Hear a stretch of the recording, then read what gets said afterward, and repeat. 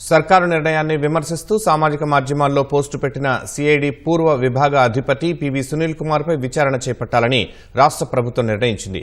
Senior IAS అధికారి ఆర్పి సిసోదియాను విచారణ అధికారిగా నియమించింది. ఈ మేరకు సిఎస్ విజయానంద్ శుక్రవారం ఉత్తర్వులు ఇచ్చారు. ఇప్పటికే ఈ కేసుకు సంబంధించి సునీల్ కుమార్ పై అభియోగాలు నమోదయ్యాయి. ఆ అభియోగాలు సరైనవి కావని వాటిని కొట్టివేయాలని సునీల్ కుమార్ విన్నవించగా ప్రభుత్వం దాన్ని తిరస్కరించింది. సునీల్ పై అవినీతి ఆరోపణలు చేస్తూ ఏసీబీ అధికారులకు రఘురామ ఫిర్యాదు చేశారు. సిఐడి మాజీ చీఫ్ సునీల్ కుమార్ ను విచారించాలని రాష్ట్ర ప్రభుత్వం నిర్ణయించింది. రఘురామకృష్ణరాజు కేసులో ప్రభుత్వ నిర్ణయాన్ని విమర్శిస్తూ సామాజిక మాధ్యమాల్లో ఆయన పోస్టు పెట్టారు. ఈ వ్యవహారంపై ఆయన్ను విచారించాలని నిర్ణయించిన ప్రభుత్వం విచారణాధికారిగా సీనియర్ ఐఏఎస్ అధికారి సిసోదియాను నియమించింది. విజిలెన్స్ అండ్ ఎన్ఫోర్స్మెంట్ విభాగం డైరెక్టర్ జనరల్ హరీష్ గుప్తా ఈ కేసును విచారణాధికారి ముందు ప్రెజెంట్ చేయాలని ఉత్తర్వులు జారీ చేసింది.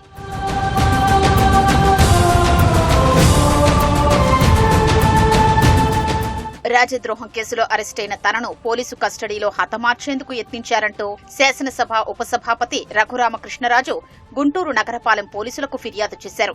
దీంతో హత్యాయత్నం, నేరపూరిత కుట్ర, బెదిరింపు తదితర సెక్షన్ల కింద సునీల్ కుమార్ పై కేసు నమోదైంది. ఈ కేసు నమోదు నిర్ణయాన్ని తప్పుబడుతూ జూలై 12న సునీల్ కుమార్ తన అధికారిక ఎక్స్ ఖాతాలో పోస్టు పెట్టారు. ఇది అఖిల భారత సర్వీసు ప్రవర్తనా నియమావళిలోని 7వ నియమ ఉల్లంఘన కిందకొస్తుందని ప్రభుత్వం తేల్చింది. సునీల్ కుమార్ పై అభియోగాలు నమోదు చేస్తూ 2024 అక్టోబర్ 7న ఉత్తర్వులు ఇచ్చింది. ఇప్పుడు ఆయన్ను విచారించాలని ఆదేశాలు జారీ చేసింది.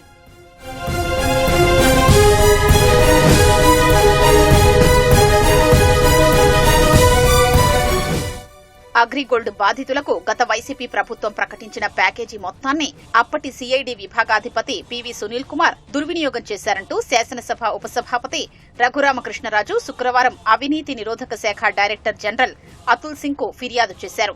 2021 ఆగస్టులో అప్పటి వైసీపీ ప్రభుత్వం అగ్రిగోల్డ్ బాధితులకు ప్యాకేజీ ప్రకటించి వారి ఖాతాల్లో నిధులు జమ చేసింది. ఆ నిధుల్ని సునీల్ కుమార్, ఆయన సహచరుడు కామేపల్లి తులసిబాబుతో కలిసి దుర్వినియోగం చేశారని రఘురామ ఫిర్యాదులో పేర్కొన్నారు.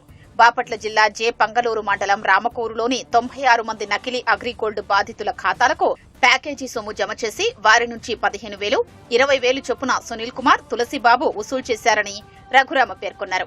అలాగే ప్రకాశం జిల్లాలో 400 మంది వద్ద కూడా ఇలాగే తీసుకున్నారని ఆయన తెలిపారు. తెలంగాణలోని షాద్నగర్ లో అగ్రిగోల్డ్ భూములు కొన్నవారిని బెదిరించి డబ్బు దండుకున్నారని రఘురామకృష్ణరాజు ఫిర్యాదులో పేర్కొన్నారు.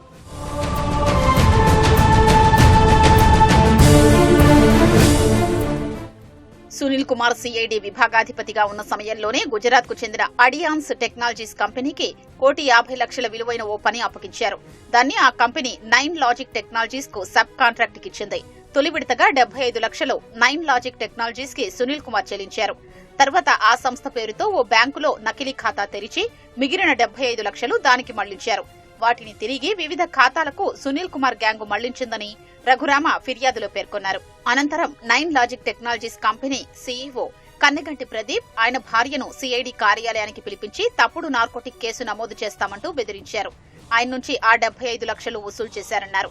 ఆ మొత్తాన్ని తిరిగి 9 లాజిక్ టెక్నాలజీస్ అసలు ఖాతాకు మళ్లించారు. ఇలా ప్రదీప్ 75 లక్షలు వదులుకోవాల్సి వచ్చిందంటూ రఘురామకృష్ణరాజు తన ఫిర్యాదులో వెల్లడించారు.